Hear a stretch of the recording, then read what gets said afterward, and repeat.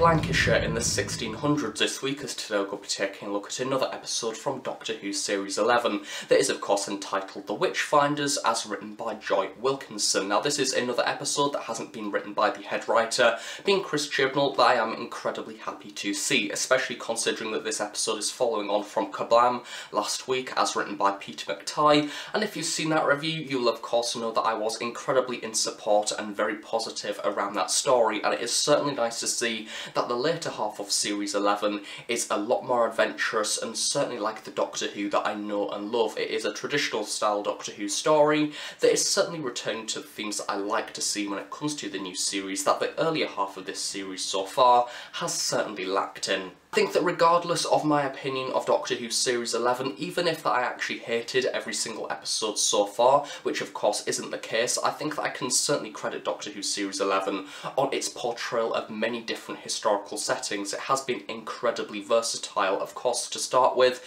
we had the Rosa Parks story based in America with the civil rights movement and the bus boycotts and the whole start of that journey.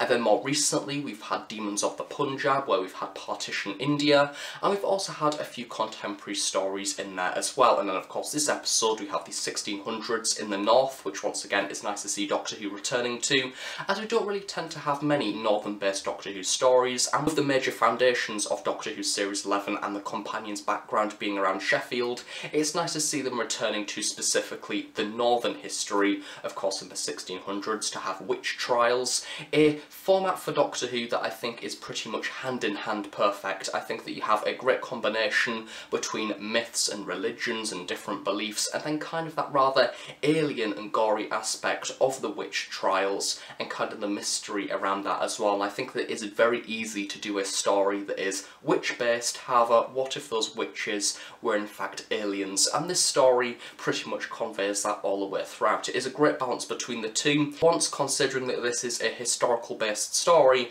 I'm not in fact going to state in this review I wish it was a pure historical, because I think that Demons of the Punjab and Rosa was certainly more suited to the historical format. This story, however, I think works incredibly well with the blend between the two, and certainly if you've taken out the science fiction aspect, it may be a slightly weaker story. Taking a look at the production credits for this episode, of course, as I was saying earlier, this episode is written by Joy Wilkinson, which I will come on to the story in a bit, of course, so we'll discuss her writing a little bit more. This episode is directed by Sally Aparmian, I do believe that you refer to her second name as. I think that the directing was rather nice for this story. Once again, I didn't really have too much to say in the previous review. I'm very much getting used to the more contemporary style of directing, using the new lenses. It looks very modern once again, and this story I think looks visually rather pleasing. I love the exterior establishing shots, especially of the TARDIS when it was in that wood overgrown area, and also I think that generally the set dressing of the nice village was very cool as well, very historical setting. And also the major piece of directing that I really liked in this story that certainly stood out for me, in fact the witch trials, both early on in the story with the grandmother and also with the Doctor in the later half of the episode as well. I love the fact that we had the camera angles on either side of the lake, giving a rather close-up expression of both the person in the dunking stool and also the expression of the villagers as well, and almost that very eager side of them in order to essentially see somebody being killed. And I think that was a really nicely directed piece. But yeah, other than that, I think the directing and camera work was good for this story. As per usual, this episode was produced by Alex Mercer. The executive producers are Chris Chibnall, Matt Strevens and Sam Hoyle, and the incidental music has been composed and created by Segun Akinola, and as per usual, the running time is around 50 minutes, give or take here and there. So I do think that generally the production for this story is very nice. Once again, in the previous episode, I did in fact credit Roy Ullman for the actual design of the costumes, and I think that in this story, once again, it was a very nice, very period dress. Didn't really have much experimentation or anything like that, because you can't really in the historical drama. It needs to be more suited to that era, and of course we had some lovely dresses, especially on the main female character of the story. There was of course the leader of Balhurst Crag, and then also the actual dressing of Alan Cumming as King James as well. I thought that was a stunning costume, once again very accurate to the period, and I think that generally he looked very cool and certainly the actor himself certainly carried that costume incredibly nicely also.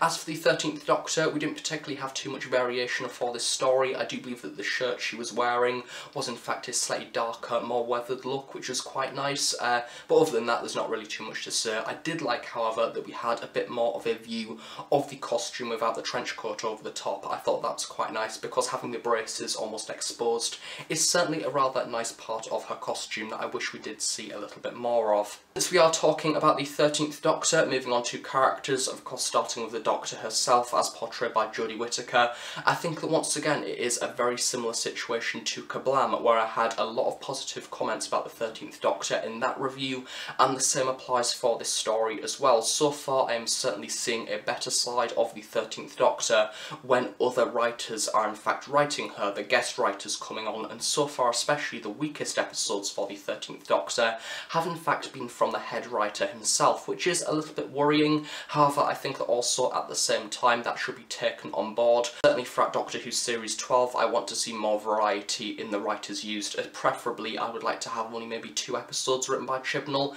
at the most 3, and then the rest are new writers or people that are returning from previous series to write for the new Doctor. I think that some of the standout moments for this story especially come from the earlier half. I did love the moment where she said, considering that you are in history, you can't change it, you need to tread carefully. That was something that was nicely reflected in this story. It necessarily wasn't brought up too much, however there was certainly a better handling of it as opposed to stories such as Rosa, where it very much took the situation and didn't really say that you can't change history. It was kind of a story actually based around changing history. However, the Doctor didn't particularly reference it too much. She didn't mention anything to do with fixed points in time, which I thought was incredibly unusual. To also have the brilliant rescue scene in the early half of the story as well. It's nice to give the 13th Doctor a little bit of action. Of course we had her swimming across the lake, which is something that I certainly wouldn't expect from, say, the 12th Doctor or even the 11th Doctor. So it is nice to see the 13th Doctor actually having a few action sequences in there.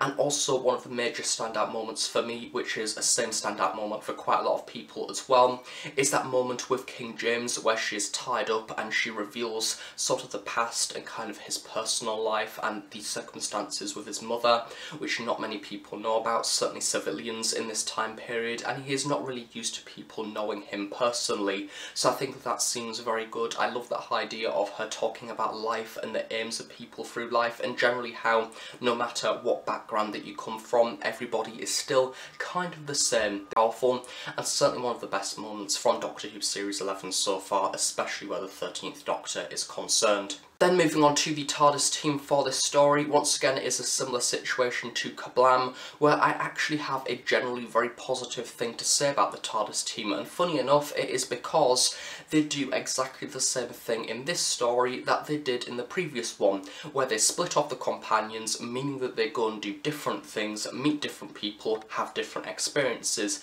meaning that by the very end of the story, in conclusion, they can come together and actually solve the episode and kind of put all the different ideas together like a jigsaw puzzle, and that is something that we have not seen throughout the early half of Doctor Who Series 11. All of the companions very much stuck together, they all did the same thing, and that meant in a lot of scenes, especially throughout the Ghost Monument, you just had the majority of the companions stood there not really contributing anything to the episode whatsoever. You could have essentially took Yaz out of the Ghost Monument and she wouldn't have had any effect on the story whatsoever. In this episode, however, you have Yaz going off to meet Willa, and she has a personal relationship with her character that is very nice. I will come on to Willa in a little bit. And then of course you also had Bradley Walsh in there as well. I love the fact that Graham has been on the witch trials in the past and kind of that historical walk. He had kind of some knowledge to contribute to the story, and that was something that was very easy to do. I think that generally you could have easily said, oh, this character has done this in the past, meaning that they have some knowledge and experience of the actual narrative itself that has been presented in the episode, much like how in the previous story you had Ryan, who has been in the workplace environment before, especially with delivery and packing, meaning that he had something personal to contribute to the episode, and the same applies for Graham in this story. It is exactly the same context, however just applied slightly differently. And then of course for Ryan, finally, I think that he was nice throughout this episode. He didn't necessarily have too much to do, however I still think that his presence in the story was nice. I love the fact that King James was kind of flirting with him to some extent. He liked the idea of him being his guardian, and I think that the relationship that they had was nice. It was very strong, it was a clear bond, but also at the same time I think that Ryan has this habit of really nicely connecting with the historical figures. Of course, in the early half of series 11 we had that relationship with Rosa that was really nicely experimented with, and him essentially becoming a part of the civil rights movement, actually starting off, and the bus boycotts. And in this episode you had that relationship with King James, and essentially the king wanting him to go back to London with him in order to be his protector, which I thought was rather nice, rather funny. Of course he had the little brooch as well, which, to be honest, if I was Ryan I would have kept that as a little memento, but hey, I guess we're not all sort of historical fans. Moving on to the temporary characters for this story, of course Alan Cumming as King James. He was by far the major part of this story that I absolutely loved. Alan Cumming was excellent as King James, a really stunning actor. I would love to see more of the stuff that he has been in. I think that he had a brilliant balance between comedic but also at the same time very serious. I think that he is a great king character where you kind of feel like you can have a laugh with him, but also at the same time trust issues, and he could essentially take your head off at any minute. I think that it really nicely added a bit of tension to his character, but also at the same time a bit of lovability, and I love the fact that all the way throughout this story he was referring to everything as being a witch or something of witchcraft, simply because his brain cannot comprehend science fiction, it can't comprehend outer space and aliens, because of course at that point in time sort of the outer depths of space hadn't even been considered. The Earth was kind of the main focus, or if anything for King James I suppose sort of the British Empire and kind of England would have been the main focus, so not even the actual world as a whole. But yeah, I do think that generally Alan was great for this episode, a really fun character. I loved every single scene that he was in, and I just love when Doctor Who brings in historical figures, and so far this series we have had both Rosa Parks and an actual royal figure, and I think that's brilliant. And then we also have Siobahan, I do believe you pronounce it as, Siobahan Finneran, who plays Becca Savage. I've seen her in a few things in the past. She was a great character. I don't particularly have too much to say about her, but I think that her antagonist version of herself was certainly a bit more powerful, even though we didn't really get to see most of her throughout the majority of the episode.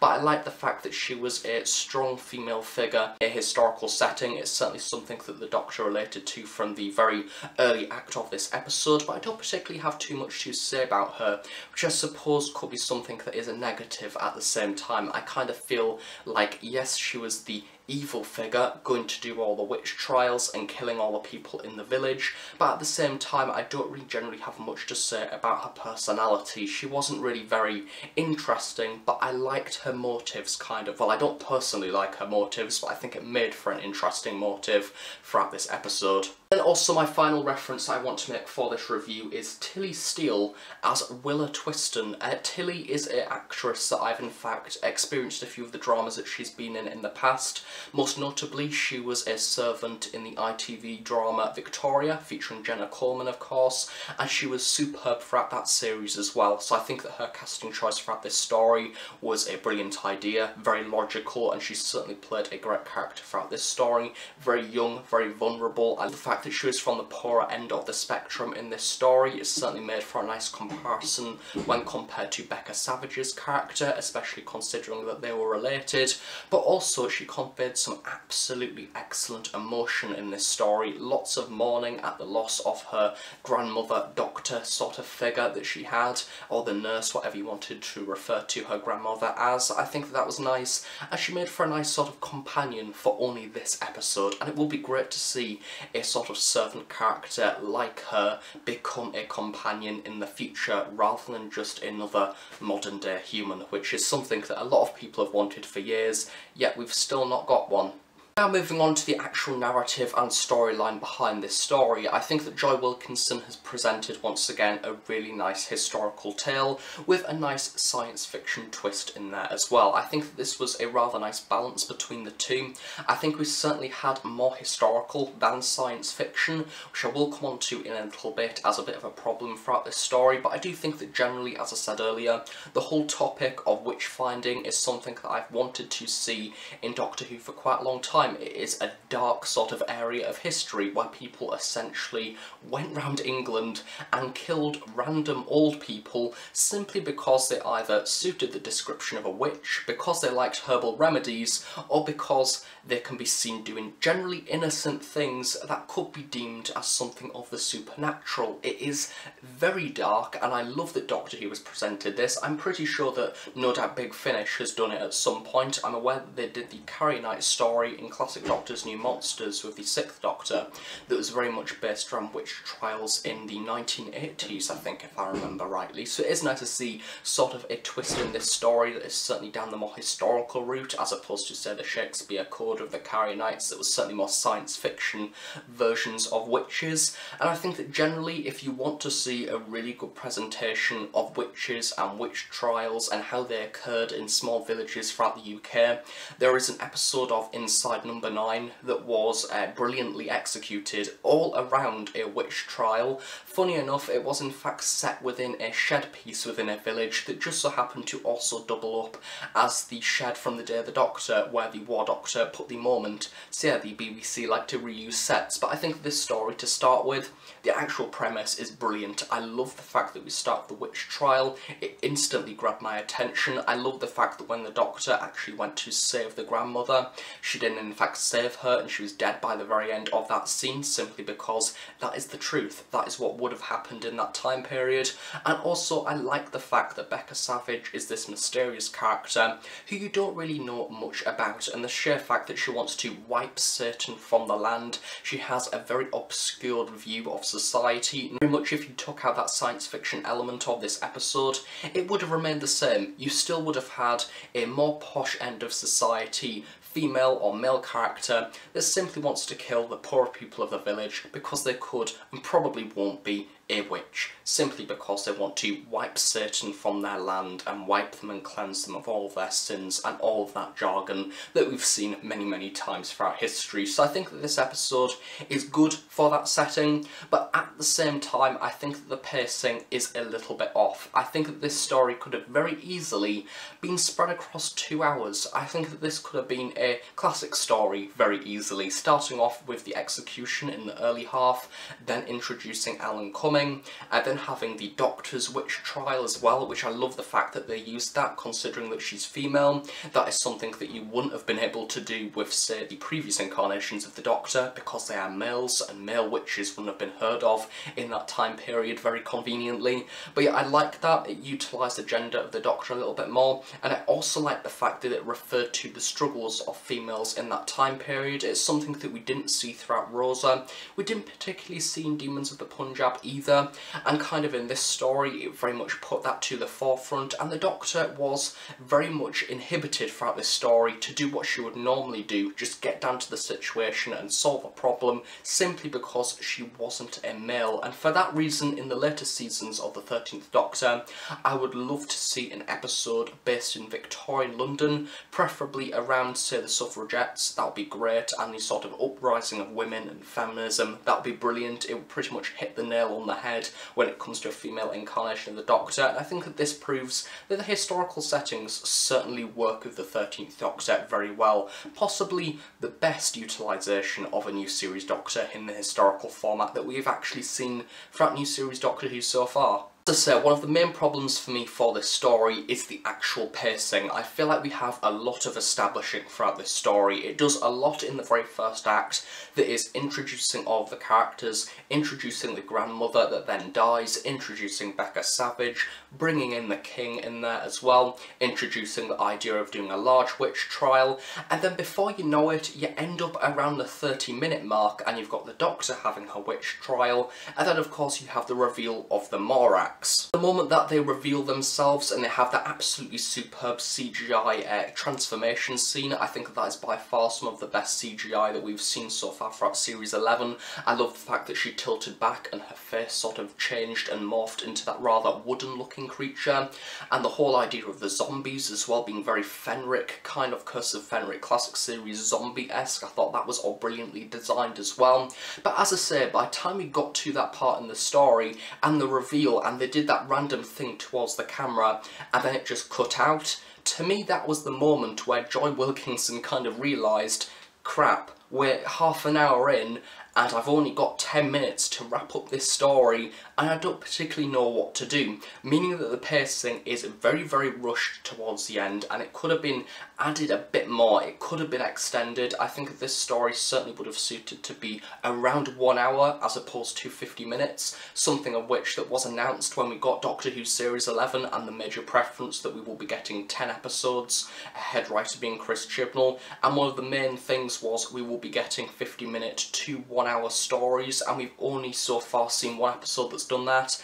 being the opening, which is normally around 1 hour anyway, if I remember rightly. So it would be nice to see this episode once again a bit longer, maybe having a bit of a director's extended cut or something like that. But as I say, it did feel rather rushed, and maybe the end could be a bit unsatisfying to some. It was a little bit for me. I liked the fact that the king was brought into the situation as well, but I didn't particularly see why the king of the Morax needed to inhabit the body of the King of England. I thought that was a little bit not really very well explained. But yeah, it was a tad rushed and it just could have been done slightly better. Moving back onto the zombies, because I want to talk about them a bit more, I love the fact that they were essentially using corpses as puppets. Once again, it's something that Big Finish does quite a lot, certainly for Jago and Lightfoot, because Lightfoot owns a morgue. You have bodies coming back to life all of the time, and I think that the CGI and the general prosthetics that they used throughout the story was lovely, very stunning, very zombie, and I love the fact that they rised up from their graves and you had that wonderful panning shot of them all just sort of dripping around and sort of very clumsily getting the axe from the building. I thought that was excellent. As I say, very gothic horror, Curse of Fenric style Doctor Who, which no doubt would have actually impressed quite a lot of people. It certainly impressed me on the first viewing, and I think that the actual sort of the Becca Savage CGI was nice. It did sort of look a bit odd at some moments, especially the reveal when we were actually in daylight. I think that it certainly worked a lot better in the darker scenes.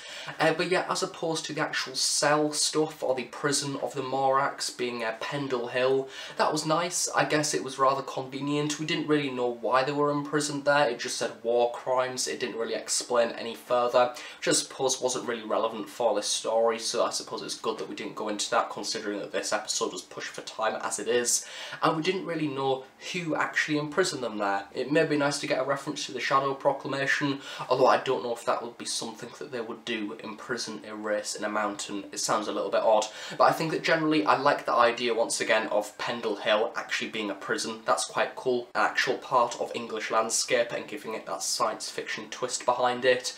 But yeah, at the same time, I think that that science fiction stuff wasn't explained enough for it to be a fully sort of detailed episode. The narrative didn't completely satisfy me. Therefore, even though it's in the historical setting, I do think that this episode isn't necessarily as strong as Rosa. However, I did enjoy it more than Demons of the Punjab. And would you look at that, much like in the actual episode itself, the final act of this video is in fact going to be taking place at night. Basically, long story short, when I was filming the review this morning, I filmed the ending of the video as per usual, but it turns out I didn't click record on the actual camera. Well done me. So in order to get this review out on time, I've just needed to film this section again in order to actually end off the video. So yeah, I was talking about Segun Akinola in that bit that actually cut out earlier. Generally, I wanted to talk about his music for this episode.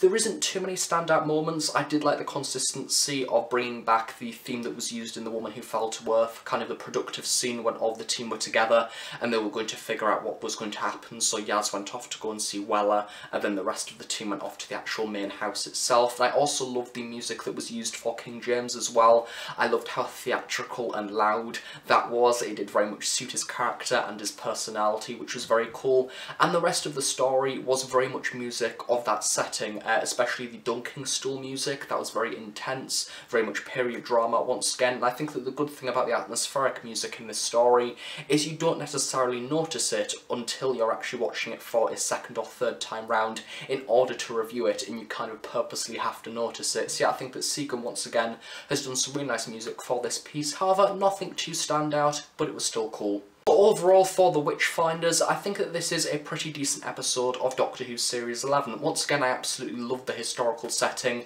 and I think the actual story itself is perfectly suited to Doctor Who. I think the characters were very nice. I have spent a lot of time actually talking about them throughout this video, such as King James. I love the way that he was recreated for Doctor Who, a great historical figure, and the actual Doctor, along with her TARDIS team as well, was also very enjoyable. They all had different things to do. The 13th Doctor herself had some rather powerful and interesting moments. However, I do think that at certain occasions the narrative did let it down. I can actually see why to some fans this episode may be not necessarily the most exciting in the world. It is a little bit of a slow burner to start with, and it's all down to personal preference of what you generally enjoy, but I do think that generally the pacing issue is quite a big flaw for this story, especially that conclusion. It was quite nice. It did kind of wrap up quite well. It was just the speed that it was done. It felt incredibly rushed, and it could have been a bit more relaxed about it, and also explained its actual plot a little bit more. And I do think the actual antagonist of having Becca Savage in this story as well,